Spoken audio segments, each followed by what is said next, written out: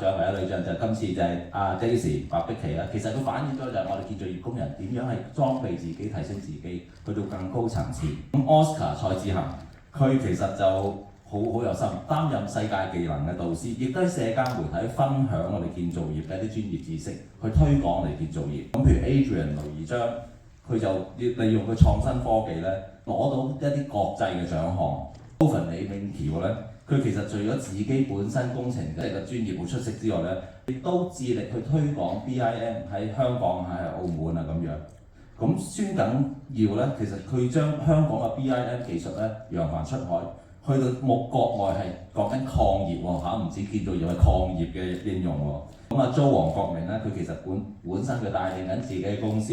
喺一個工序或者一個架構或者喺個工作上點樣去革新之餘咧，點樣應用多啲科技之餘咧，佢都自己即係共同創辦咗一間 AI 公司。